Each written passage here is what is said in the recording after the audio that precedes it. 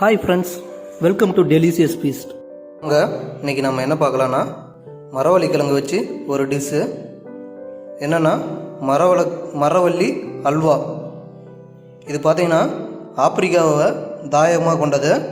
ஆனால் இப்போ நைஜீரியாவில் தான் பார்த்திங்கன்னா உலக அளவில் உற்பத்தி அதிகமாக நடக்குதுங்க.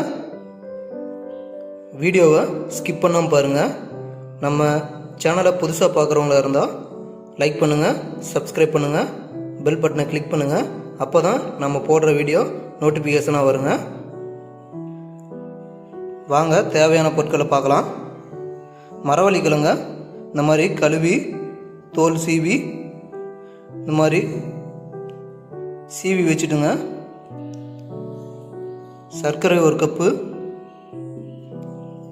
முந்திரி 10 நம்பர், பாதாம் 5 நம்பரு, ஏலக்காய் 3 துண்டு, நெய் சிறிதளவு, ரிஃபைண்ட் ஆயில் சிறிதளவு. வாங்க மரவள்ளி அல்வா எப்படி ரெடி பண்ணுறதுன்னு பார்க்கலாம்.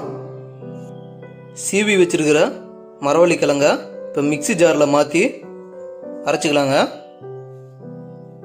எந்த கப்பில் மரவள்ளி கிழங்கு எடுக்கிறோமோ அதை விட அந்த கப்புலேயே 2 மடங்கு அளவு தண்ணி எடுத்துக்கணும். 1 மடங்கு தண்ணியை ஊற்றி அரைச்சிக்கணும். 1 மடங்கு அப்படியே கப்பு வச்சுருங்க. தண்ணி கிளறி விடும் பொழுது தேவைப்படும், அதை அப்படியே வச்சுருக்கலாங்க. பாருங்கள், இந்த மாதிரி கிழங்க நைஸாக அரைச்சாச்சு. கிழங்கு சீவும் பொழுது நடுவில் இருக்கிற நாரை எடுத்துட்டிங்கன்னா தான் இந்த மாதிரி அரைக்கும் பொழுது நைஸாக வருங்க. பாத்திரத்தை அடுப்பில் வச்சுக்கலாங்க. இந்த மாதிரி நெய் ஊற்றிக்கலாங்க. நெய் சூடானதும் நம்ம எடுத்து வச்சிருக்கிற நட்ஸை இதில் போட்டு ஃப்ரை பண்ணிக்கலாங்க. நல்லா செவந்து வர மாதிரி ஃப்ரை பண்ணிக்கலாங்க. பாருங்கள், இந்த அளவுக்கு பொன்னிறமாக வந்ததும் நட்ஸை மட்டும் தனியாக எடுத்துக்கலாங்க. நம்ம அரைச்சி வச்ச மரவள்ளி பேஸ்ட்டை இதில் ஆட் பண்ணிக்கலாங்க.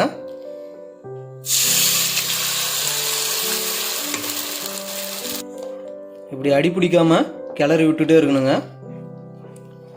இந்த மாதிரி கெட்டி பதத்துக்கு வந்துச்சுன்னா நம்ம எடுத்து வச்சிருக்கிற கப்பில் பாதி அளவுக்கு தண்ணியை இதில் சேர்த்துக்கலாங்க. தண்ணி அதிகமாக சேர்த்தணுங்கன்னா அல்வா பதத்துக்கு வர்றதுக்கு ரொம்ப நேரம் கிளறிட்டு இருக்கணுங்க. மீதி வச்சிருக்கிற தண்ணியும் இந்த மாதிரி திரும்ப ஆட் பண்ணி கிளறி விட்டுக்கலாங்க.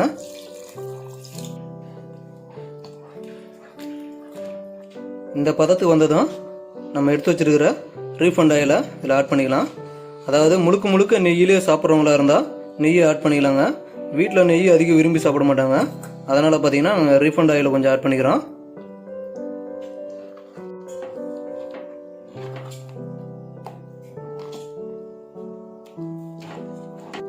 இதுக்கு நான்ஸ்டிக்கு கடாயி இல்லைனா இரும்பு கடாயை யூஸ் பண்ணிக்கோங்க. அப்போ தான் ரொம்ப அடி பிடிக்காமல் இருக்கும். இப்போ நம்ம எடுத்து வச்சிருக்கிற சர்க்கரையில் பாதி அளவு ஆட் பண்ணிக்கலாங்க. அப்போ தான் ஃபுல்லாக கரைஞ்சி வரும். இன்னும் சிறிதளவு இதில் சர்க்கரை ஆட் பண்ணிக்கலாங்க. எண்ணெயும் அது கூட சிறிதளவு ஆட் பண்ணிக்கலாங்க. அதாவது நெய் வேணுன்றவங்க நெய் ஆட் பண்ணிக்கோங்க. இதில் பார்த்தீங்கன்னா நாங்கள் லைட்டாக ஃபுட்டு கலரு கொஞ்சம் சேர்த்துக்கிறோங்க.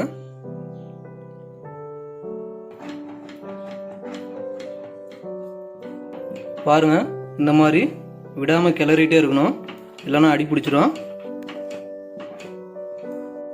இந்த மாதிரி எடுத்து பார்க்கும்பொழுது கண்ணாடி பதம் வந்ததும் நம்ம வறுத்து வச்சிருக்கிற முந்திரி பருப்பை இது கூட போட்டுக்கலாங்க. தட்டி வச்சிருக்கிற ஏலக்காவை இது கூட ஆட் பண்ணிக்கலாங்க.